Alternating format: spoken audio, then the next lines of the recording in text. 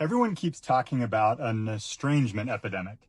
Adult children cutting off their parents, families falling apart, therapists supposedly convincing everyone that their family is toxic. But I have a question. What if we're diagnosing the symptom instead of the disease? What if the real question isn't why are so many adult children walking away from their families? What if it's what is happening inside these families that makes so many people feel like walking away is their only option? Because maybe we're not just seeing an estrangement epidemic. Maybe we're finally seeing the consequences of generations of narcissistic family dynamics that nobody was allowed to talk about. And before you come after me in the comments, I am not saying that every estranged parent is a narcissist, but I'm talking about patterns.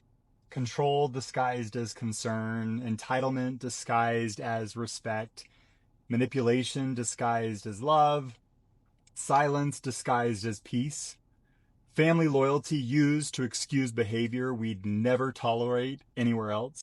Because here's what I find fascinating. A family can tolerate dysfunction for years, but the moment one person finally says, I can't keep doing this, they become the problem. Not the behavior, not the manipulation, not the refusal to apologize or change. The boundary becomes the problem. And if they eventually walk away, well, we point to the estrangement and say, see, look what's happening to families today. But estrangement may be the most visible part of the story. That doesn't mean it was the beginning of the story. Oh, and while we're at it, can we please stop making therapists the villain in all of this? Are there bad therapists? Absolutely. There are also bad doctors, bad teachers, bad cops, bad pastors. There are bad professionals everywhere. But let's not throw the baby out with the bathwater. Therapy can be an enormous blessing. It can help us understand ourselves and each other. It can help us recognize unhealthy patterns, communicate better, establish appropriate boundaries, and take accountability for our own behavior. And sometimes therapy simply gives someone language for something they've experienced their entire life but could never actually explain. Therapy didn't necessarily create the problem. Sometimes therapy helped someone finally name the problem that was already there. And look, I'm not saying estrangement should become the answer to every difficult relationship. And I'm not saying boundaries should become punishment. And I'm definitely not saying that we should label everyone who hurts us a narcissist.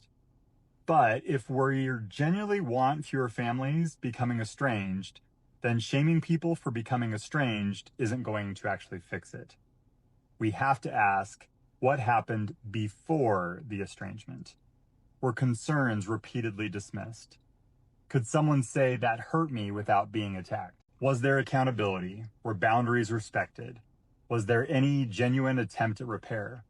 Because maybe there is an estrangement epidemic, but if estrangement is the fever, we're not going to heal families by yelling at the thermometer. We have got to get curious about what's causing the fever in the first place. Let's dig a little deeper, folks. But look, a lot of people think I'm crazy on this app, so I'd love to know what you think down below in the comments.